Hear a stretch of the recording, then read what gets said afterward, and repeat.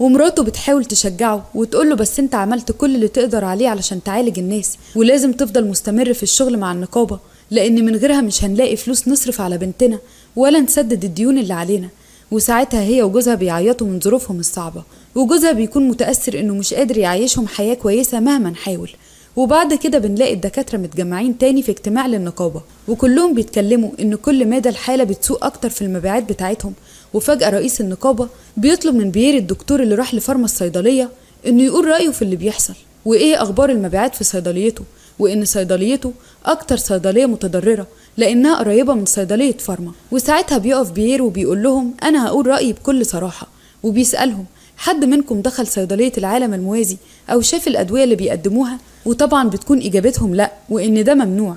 وهنا بيقول لهم يبقى لازم تروحوا وتشوفوا بيتعاملوا مع المرضى ازاي، وان زيارة واحدة بس كفيلة انها توضح لهم الفرق الكبير بين صيدلياتهم وصيدلية العالم الموازي. وبيعترف ان لما بنته تعبت هو معرفش يعالجها ولجأ لفارما، وان فارما عالجها بسرعة جدا وسعر علاجه كان رخيص جدا.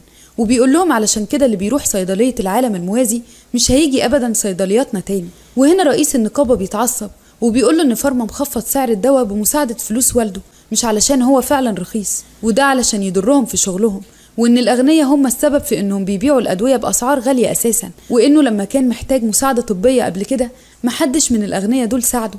وبيقول لهم في النهايه ان افضل حل ان فارما ده يختفي من الوجود علشان يقدروا يرجعوا شغلهم تاني. وهنا بيير بيعارضه وبيقول له احنا المفروض نتعلم منه مش نطرده.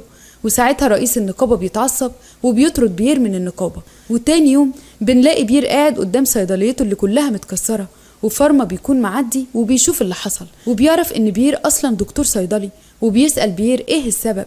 وبيير بيقوله ان اعضاء النقابة لما عرفوا انه جاله عالج بنته عنده طردوه هجموه، وانه كده مش هيلاقي اي شغل تاني لان مفيش غير نقابة واحدة بس في البلد، وان خلاص حياته اتدمرت. بس فارما بيفرحه وبيقوله انه طلب يعمل نقابة جديدة اسمها نقابة صيدلية المركبات، وان الامبراطورة خلاص وافقت عليها. وبيسأله ممكن تنضم لنقابتي الجديدة؟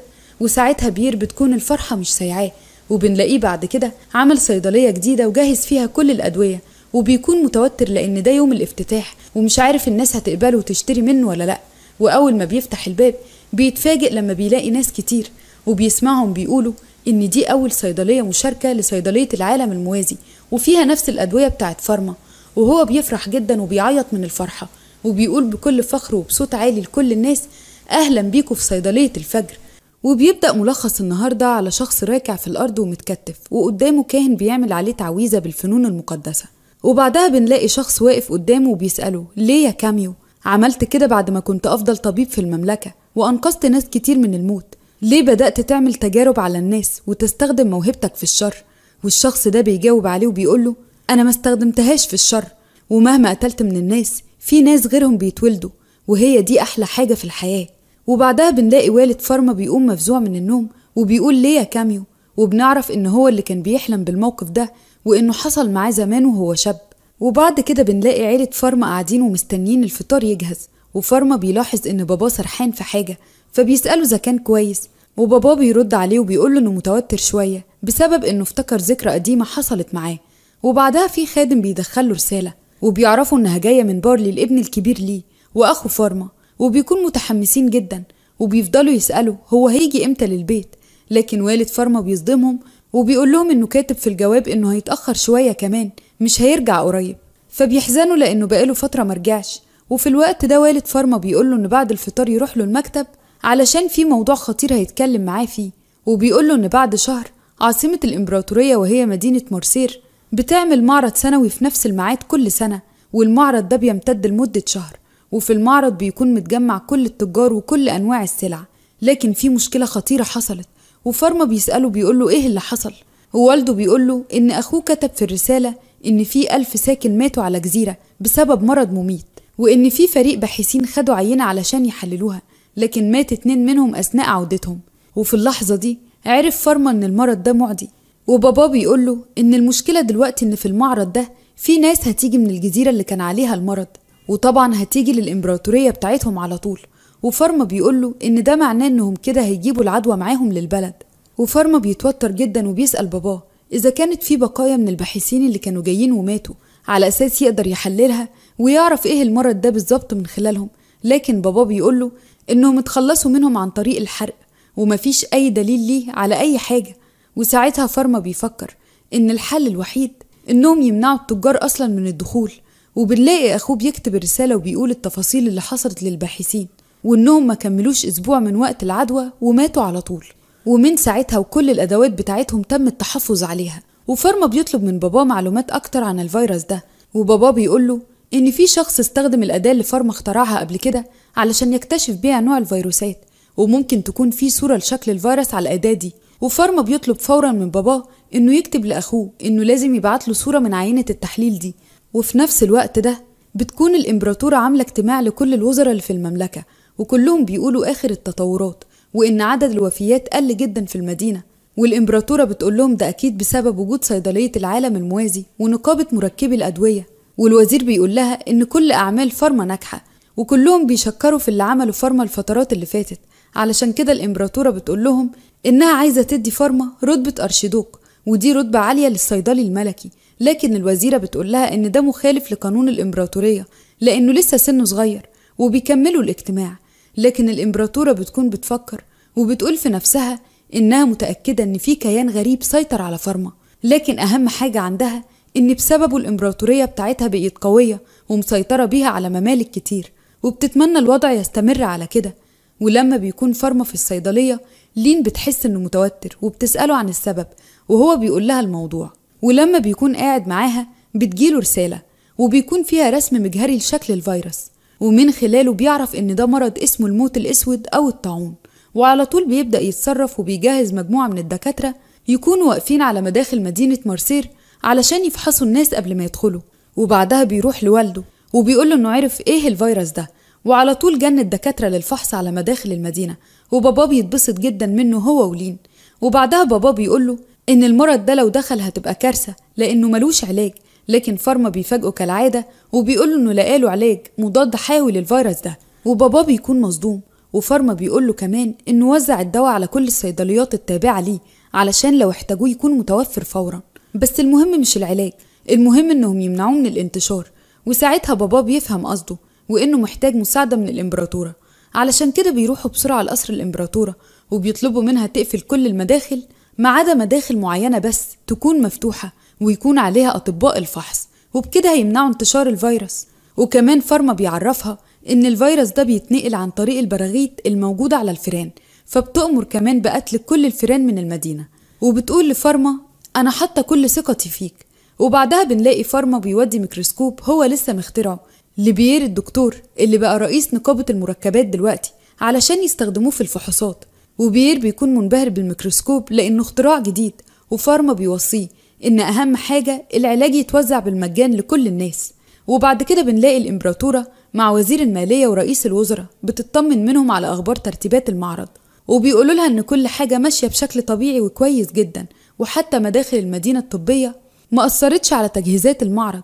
وهي ساعتها بتقول لهم إن فارما عرف ياخد القرار المناسب بإنه يعمل المعرض في ميعاده بجانب إنه يمنع انتشار المرض، وبتقول لهم يسمعوا كلامه في أي حاجة يطلبها. وبعدها بنلاقي فارما ماشي مع لين وهو بيكون متوتر وبيقول أنا أول مرة أتعامل مع المرض ده ومش عارف هيقدر عليه ولا لأ. ولين بتطمنه وبتقوله ما تقلقش، انت مش لوحدك، وانت عملت حاجات حلوة كتير وكل اللي هنا بيدعموك. وبتشجعه علشان يبدأوا رحلتهم في مواجهة المرض الغامض. وفعلا بيوصلوا مارسير وبيكونوا واقفين وشايفين سفن التجار اللي عايزين يدخلوا المدينة. ولين بتقوله ممكن خطر الموت يكون مستخبي في أي سفينة من السفن دي، وهو بيقول لها طيب يلا علشان نلحق نخلص فحص قبل ميعاد المعرض. وبيكون كل همه إنه يمنع المرض من إنه يدخل المدينة بأي شكل. وبعدها بنشوف 2 من دكاترة الفحص بيجروا على فارما ولين علشان يعرفوهم ايه نتيجة الفحص الأيام اللي فاتت. ولين بتطمن إنهم ملتزمين بكل التعليمات، ودكتور منهم بيقول لها إن السفن اللي تم فحصها الأيام اللي فاتت تم تطهيرها بواسطة الفنون المقدسة علشان يتأكدوا إن خلاص ما فيهاش فيروس. وفارما بيشكرهم على مجهودهم وبيقول للين يلا جه دورنا في الفحص. وبيركب قارب هو ولين علشان ينزلوا للبحر ويفحصوا السفن اللي واقفة فيه. ولما بيوصلوا لسفينة منهم بيكون صاحبها متعصب وبيزعق وبيقول لهم انتوا ناويين توقفونا هنا لحد امتى؟ بس فارما بيقول له ان ده اجراء وقائي وضروري علشان محدش يتصاب بالفيروس، وبيطلب يقابل طبيب السفينة، والدكتور بيجي بيسلمه تقرير طبي خاص بطاقم العمل على السفينة، وفارما بيشكره وبيطلب يفحصهم بنفسه، وبعدها بيقول لهم انه اتأكد ان كلهم كويسين، بس بيطلب من الدكتور يديهم فيتامينات معينة. ولما بيسألوا ليه بيقولوا ان الفيتامينات دي هتكون علاج الأمراض التانية اللي عند طاقم العمل بسبب شغلهم في البحر. وطبيب السفينة وصاحب السفينة بيتفاجئوا من اهتمام فارما بصحتهم، وبعدها بيتحركوا بالقارب علشان يروحوا على السفينة اللي بعدها، بس فجأة بيلاقوا حاجات بتترمي عليهم، ولما بيبصوا بيلاقوا واحد من أصحاب السفن بيرمي عليهم حاجات، وبيكون متعصب وبيزعق بصوت عالي جدا علشان هم موقفينه في البحر بسبب الفيروس وبضاعته هتبوظ. وساعتها بيزعق له قبطان سفينة تانية وبيقول له أنا دوري قبلك، وبيبدأوا يزعقوا بصوت عالي. ولين بتقول لفارما أنا هعمل حركة بالفنون المقدسة تخليهم يقفلوا بقهم خالص، لكن قبل ما تعمل أي حاجة بيلاقوا فجأة في قذائف اترمت على السفن دي في البحر. ولين ساعتها بتزعق وبتقول أنا لسه ما عملتش أي حاجة. ولما بيبصوا بيلاقوا إن القذائف دي جاية من سفينة عليها علم الإمبراطورية، وده معناه إنها سفينة ملكية. ولما بيركزوا بيتفاجئوا لأنهم بيلاقوا القبطان اللي جواها هو جان، وده شخص كان متعود يروح لهم صيدلية العالم الموازي وياخد دواء اسمه حلوى البحار، وهم كانوا يفكروه شخص فقير وعادي جدا، لكن بيطلع عميد تابع للإمبراطورية. وساعتها العميد جان بيزعق لأصحاب السفن اللي كانوا بيتخانقوا، وبيقول لهم إن اللي هم كانوا بيزعقوا له ده صيدلي ملكي، وهو ابن حاكم مدينة مرسيل اللي هم فيها، وإن لو في حد منهم عنده مشكلة هو اللي هيتصدر له. فكلهم بيعتذروا بسرعة لفارما، وبعدها فارما بيكون مع العميد على سفينته بيتكلموا، وجان بيقول لفارما إن دواء حلوى البحار قلل الأمراض اللي بتجيلهم من البحر، وأول ما يرجع للصيدلية هياخد منه كمية ويوزعها على كل البحارين. وبعد كده فارما ولين بيكونوا واقفين مع دكاترة بيتكلموا في خيمة الفحص، وبيتفقوا إنهم يبذلوا كل مجهودهم لغاية ما يقضوا على أي فرصة لدخول المرض المدينة. بس فجأة وهم واقفين بيدخل عليهم دكتور بيقول لهم أخبار مؤسفة، وهي إن في سفينة البحارين اللي فيها ما كانوش عايزين يستنوا الفحوصات اللي بتتعمل، ودخلوا القرية صغيرة تبع الإمبراطورية اسمها إستاك من غير ما حد يشوفهم، وإنهم للأسف نقلوا الفيروس للناس اللي في القرية وفي ناس منهم ماتت. ولين بتسأله والبحارين دول فين دلوقتي، بس بيقول لها إنهم للأسف هربوا، وكل اللي موجودين بيكونوا مصدومين لأن كده خلاص المرض الأسود وصل للمدينة وفي ناس أكتر هتتعدي. وعلى طول فارما من غير ما يفكر بيجهز نفسه فورا علشان يروح للقرية اللي دخلها المرض وينقذ الناس اللي هناك. ولين بتحاول تمنعه وبتقوله إن ده خطر عليه وهو كده ممكن يتصاب، وهو بيقول لها ما تقلقيش عليا، أهم حاجة خليكي انتي هنا تابعي الفحوصات. وبعدها بيمسك عصاية الفنون المقدسة وبيلاقيها بتطفو، فبيركب عليها علشان يتحرك أسرع، وبيبدأ يتحرك في اتجاه القرية، وبيفكر إن أكيد اللي نقل الفيروس مجموعة فيران كانت على السفينة اللي هربت، وبيفكر إزاي يلاقي السفينة ويطهرها بدل ما تفضل تنقل المرض للناس. وأثناء ما هو بيفكر بيخبط في طائر، وبسببه كان خلاص هيدخل في شجرة ضخمة، بس بيكتشف إن بسبب العصا المقدسة قدر يخترق الشجرة دي. وبيفتكر لما الكاهن قاله إن العصا المقدسة دي ليها مواهب متعددة. وبعدها بنلاقي سكان قرية إستاك خلاص بيلموا حاجاتهم وعايزين يهربوا من القرية قبل ما يموتوا، وفجأة بيلاقوا فارما قدامهم، وبيقف قدامهم وبيقول لهم ارجعوا للقرية، ما ينفعش تمشوا منها.